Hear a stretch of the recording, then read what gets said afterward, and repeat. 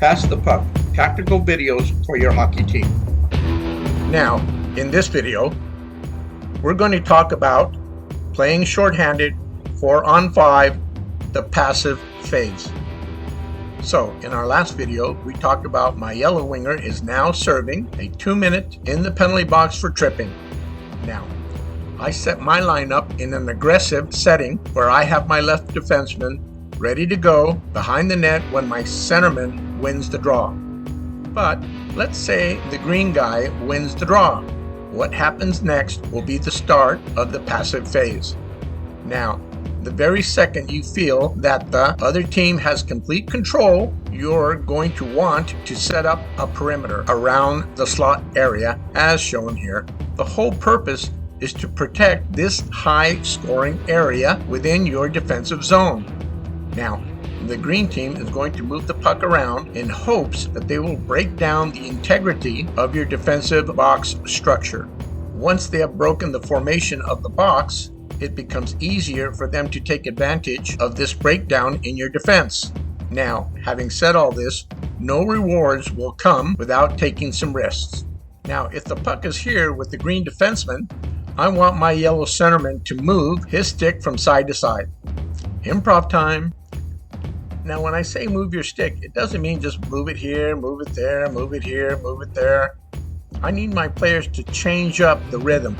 Go here, then go back, come here, there, back. Change the rhythm so that way this guy with the puck doesn't time it to make the pass. You don't want that stick to be over here and he makes the pass over here to this defenseman. Remember, the more you can keep the puck from hitting the goalie, it's chewing off time off your short-handed position where you're playing with one less player. Now, if you intercept the puck while moving your stick, I want my player to shoot the puck at this angle so they don't ice the puck, but places the puck deep enough to force the green team to set up behind again. Now, let's say the green right defenseman passes the puck to his right winger. You will see a huge passing lane through the slot area. To isolate this passing lane, I do one of two things. One, I move the box closer to the puck to add pressure. Two, I adjust the bottom of the box to cut off that passing lane. What I have done is isolate these three players. Now, if the puck gets past my yellow defenseman, then the bottom yellow players adjust back. If the puck goes to the green left winger, then the top of the box moves over to isolate that passing lane. Now, at any given moment the pass is off and not tape to tape, these two players should jump on the opportunity to isolate this player and get the puck out of the zone. Improv time. Now, in my past videos, I talked about the defensemen mirroring each other. And I'm here to tell you, I like that concept, but when you're playing shorthanded, it changes and it becomes this side mirroring each other and this side mirroring each other. So this way they can have the freedom to move up and back to cover this passing lane. Plus, you see that the centerman is now close to this red defenseman, so this guy's kind of isolated. And if the puck comes to this left defenseman and it gets in his skates, this guy right here has the ability to pressure him or interfere with that pass if he so chooses to get a hold of the puck. Then he can throw it down the ice. Remember, the whole thing of this whole deal here is to chew off time off the clock. But the players also need to be aware that if something happens within that passing structure of the other team, if they bobble it or they can't make a good tape-to-tape pass, they need to get right on that guy right away, and I need two players on that guy who messed up with the puck at all times. Don't be afraid to go put two players on it at one time.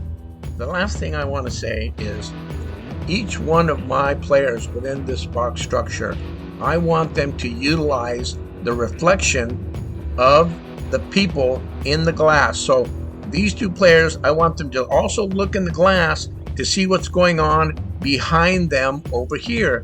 And the same way with these two players. I want these two players to look in the glass reflection here to see what's going on with these two players. It's very important to use the glass reflections to your advantage. Now, this is one of two standard umbrella offensive setups. So in this case, I isolate these two players in the slot by placing my two defensemen here.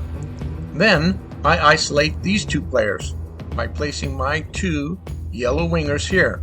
Now, it's important to align with the puck and not with the shooter. Again, it's important to align yourself with the puck and not with the shooter. Now, the other thing I need you to understand is closure rate angle. Here you see three examples of closure rate angle. Here you see that the closer you get to the puck, the less likelihood of you getting hit in a sensitive area. Now, this is the second type of an umbrella coaches use.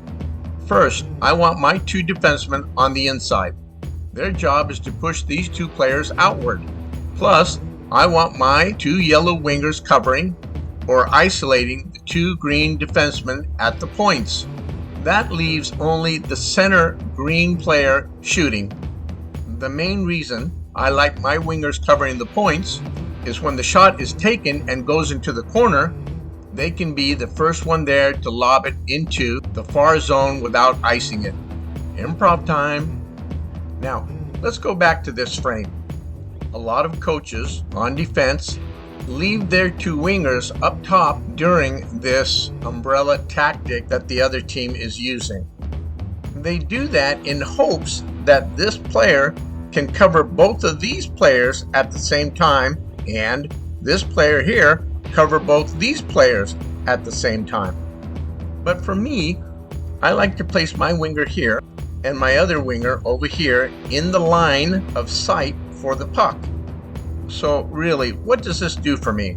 Well, what it really does, it allows the centerman to take that shot high up the blue line.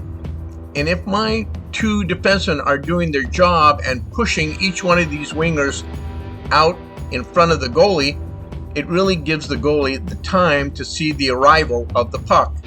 Now, if the puck gets saved and goes into the corner, or if the puck gets deflected and goes into the corner, this player here has the jump on these two players and can rush right in here into the corner, pick up the puck, and lob it into this area over here to get it out of the zone. Now remember, this is the passive phase. But anytime your defenseman can get the puck, they need to turn into the aggressive phase. Their whole responsibility is to get into the corner and get that puck and get it out of the zone as quick as possible. Again, we're really chewing time off the clock, so this way you can get back to full strength. This concludes our video on Playing Shorthanded 4-on-5 series. In our next video, we're going to talk about Playing Shorthanded 3-on-5 series. Please check out our other videos on our YouTube channel at www.youtube.com/passthepuck. Please like, follow, and share. Until next time, be safe.